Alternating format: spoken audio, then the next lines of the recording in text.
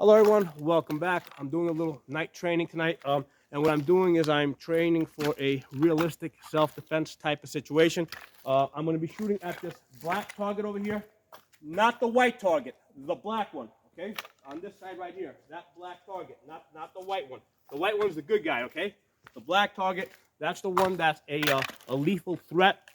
And what I'm going to do is I'm going to be using this light, right, my handheld light, to identify it. Once I determine that it's a threat, I'm going to respond to it. Now, the reason why I'm using the black target, right now, obviously the white target over there would be a lot easier to shoot, but very typically, bad guys dress in black at night because they know it's harder to see them. It makes it harder to see, what they got in their hands, whether they got a knife or a gun. If they're running at you, telling you that they're gonna kill you, waving their arms, you don't know if they got a knife or a gun, but you're gonna use your night light to make a determination or do the best that you can, and then at some point, if deadly force is required, you're gonna go to your gun. Now, on my gun, I'm using this Glock 43. It's got a TLR-7 sub. I'm not 100% decided on if I want to keep it on my gun. The reason is because it does make the gun a little bit bigger, which makes the holster a little bit bigger.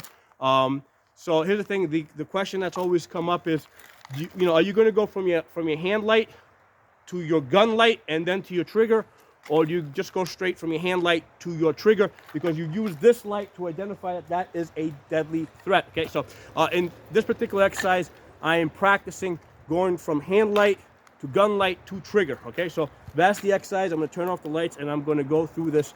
Exercise. Okay, so hey, what's going on, man? Dude, stop that! Get back! Okay.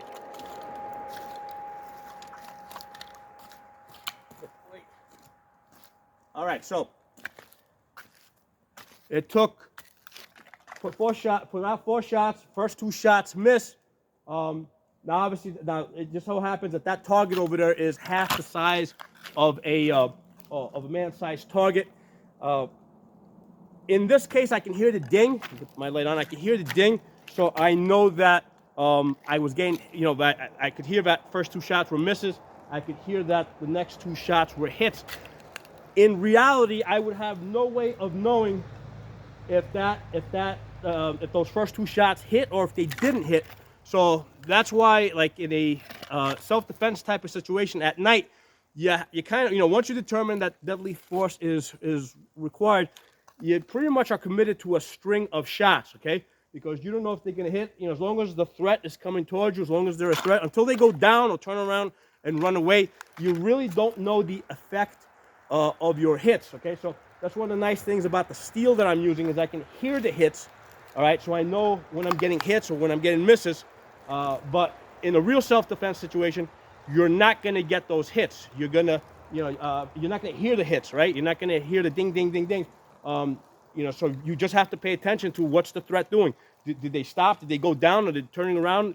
So it's kind of, and it usually takes, you're not going to get that instant feedback that you get when you're training on a range with steel targets. So let's do one more exercise. This time I'm not going to use the hand light. I'm going to assume a situation where somebody just charged me. No time, I didn't get a chance to go to my hand light. I am going to attempt to go to my gun light. Okay, as I come out of the holster, with the TLR-7 sub, it's a button that you push with your thumb. So it takes a lot of, sometimes you're going to miss. So it takes a lot of practice so that you can sometimes get to it, okay? Sometimes you're just not going to get to it, But yeah, it takes a lot of practice so that you can sometimes get to it. Let's try this out. Yo, what's going on, man? Yo, get back. Stop it. Okay.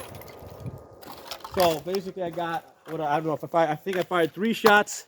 And I got, I got 3 shots. I got 1 hit, and then my gun went dry because I only have 3 rounds left. So I got 1 out of 3 shots.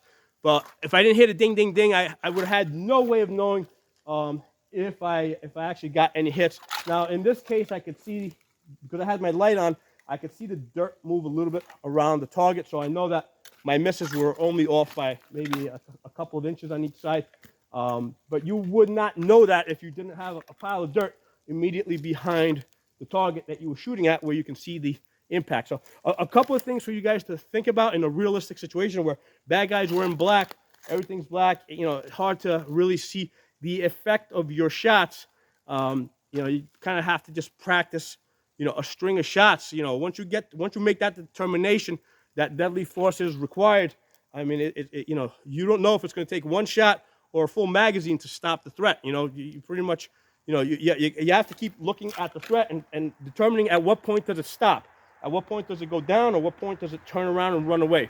So a couple of things for you guys to think about.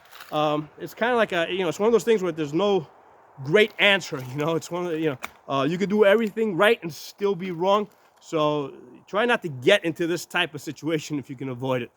Thanks for watching. Drop some comments below. If you're not a member of the channel, subscribe. Hit the bell button so you get the notifications. See you guys soon.